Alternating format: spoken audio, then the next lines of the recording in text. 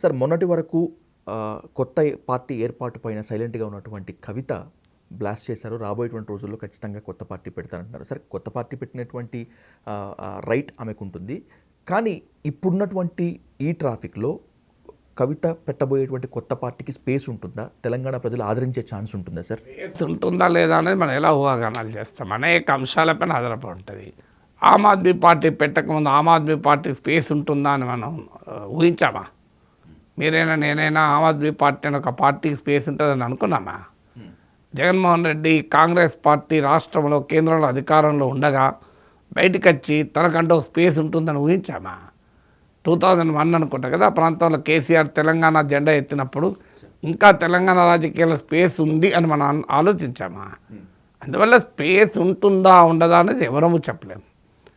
ఇది ఏదైనా ఊహాగానమే. As of today మాత్రం కవితకు పెద్దగా మద్దతు రావడం లేదనే నిజం. భవిష్యత్తులో ఏం జరుగుతుందనే నేను ఎప్పుడు ఊహాగానాలు చేయలేదు, ఎందుకంటే దానికి బేసిస్ లేదు. ఫ్యూచర్ ఎప్పుడు కూడా స్పెక్యులేటివ్. వాట్ ఈజ్ ప్రజెంట్ అని కనుక ఆలోచిస్తే ఇప్పుడున్న స్థితిలో మాత్రం పెద్దగా మద్దతు రావడం లేదు. కారణం ఏంటంటే ఆమెకు ఏమీ ప్రత్యేక నరేటివ్ లేదు. సో ఆమె పార్టీ పెడతారు మొదటి నుంచి ఇండికేషన్ ఉన్నా కూడా పార్టీ ఎందుకు బీఆర్ఎస్కు ఓటేయాలి అనే ఒక క్వశ్చన్కి ఆన్సర్ లేదు, ఎందుకు కవితకు ఓటేయాలని. సో ఇప్పుడు ఆ బీఆర్ఎస్పై చేస్తున్న విమర్శలు క్రెడిబిలిటీ లేదు, ఎందుకంటే అందులో ఆమె భాగస్వామి గతమంతా. సడన్గా ఇప్పుడు ఏ పబ్లిక్ ఇష్యూకి సంబంధం లేకుండా అలా కుటుంబ తగాదా, హరీష్ రావుకు పంచాయతీ, ఆ కుటుంబ తగాదా వల్లనే బయటకు వచ్చి పార్టీ పెడతాంటే ప్రజలెందుకు రియాక్ట్ అవుతారన్నది క్వశ్చన్. సార్, రేవంత్ రెడ్డి చేతిలో కవిత కీలుబొమ్మగా మారిందని చెప్పి బీఆర్ఎస్ నేతలు బహిరంగంగానే ఆరోపిస్తున్నారు, ప్రెస్ మీట్లు పెట్టి మాట్లాడుతున్నారు. సో కవిత గారి ఆ స్టేట్మెంట్స్ కూడా direct attacking of BRS day. మొన్నటి వరకు మండలి స్పీచ్ కనుక చూస్తే అలాగే ఉంది. సార్, ఇప్పుడున్న పరిస్థితిలో బీఆర్ఎస్ ఆరోపణలు నిజమే అయ్యే ఛాన్స్ ఉంటుందా సార్? ఏదైనా మనకు కోడిగుడ్డు ఉంటుంది, లోపల పచ్చసొన బయట తెల్లసొన ఉంటేనే గుడ్డు కోడి పుడుతుంది ఇళ్ళకెళ్ళి. అంటే అర్థమైంది, నీ అంతర్గత పరిస్థితులు బాహ్య పరిస్థితులు, దట్ ఈస్ డైలెక్టిక్స్, సైన్స్. అది అంతర్గత పరిస్థితులు సరిగా ఉంటే రేవంత్ రెడ్డి ఏం చేస్తాడు, ఇంకోరు ఏం చేస్తాడు.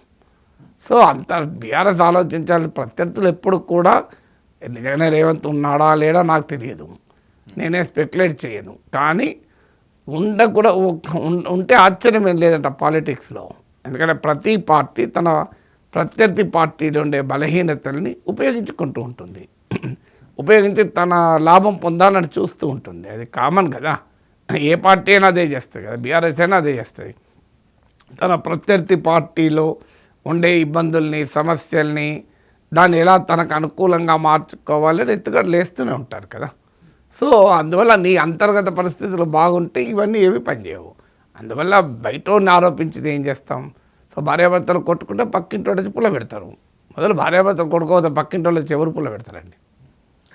సార్, మండలి సాక్షిగా ఆమె బీఆర్ఎస్ పైన విరుచుకుపడ్డారు. అలాగే రాబోయేటువంటి రోజుల్లో ప్రజాక్షేత్రంలోకి వెళ్ళి కూడా బీఆర్ఎస్లో జరిగినటువంటి అవినీతిపైనే నేను ఎక్కువ పోరాడతానని చెప్పి ఆమె క్లియర్ కట్గా చెప్తున్నారు. ఇక్కడ ఆమె ముందు ఉంటున్నటువంటి ప్రశ్న, అసలు మీరు కూడా ఒకప్పుడు బీఆర్ఎస్లో భాగమే కదా అనేటువంటి ప్రశ్న. అయితే బీఆర్ఎస్లో నిజంగా అవినీతి జరిగి ఉంటే దాన్ని ప్రశ్నించే నైతికత కవితకు ఉంటుందా?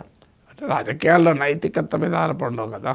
రాజకీయాలు ఉండేది రాజకీయంగా ప్రజలు కన్విన్స్ అవుతారా లేదా. నైతికత అనైతికత అనే అంశాలపై రాజకీయాలు జరగవు. రాజకీయాలు నడిచేది నీ నరేటివ్ జనం నమ్ముతారా లేదా అనేది.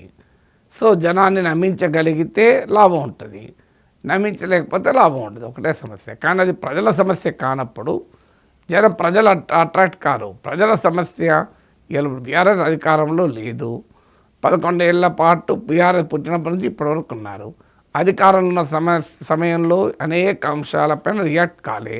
ఇప్పుడు మీకు ఆర్టీసీ అప్పుడు కేసీఆర్తో విభేదించి బయటకు వచ్చి నేను పార్టీ పెడతా అంటే రెస్పెక్ట్ వేరే ఉంటుంది.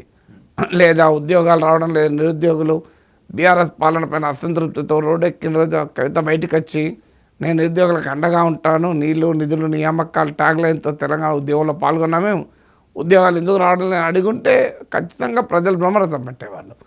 ఇప్పుడు అవేవీ లేని బీఆర్ఎస్ అధికారం కోల్పోయాక పోరాడాల్సింది రాష్ట్రంలో ఉన్న ప్రభుత్వం పైన. ప్రతిపక్షం మీద పోరాడుతా అంటే దానికి ఏం ఇంపార్టెన్స్ ఉంటుంది?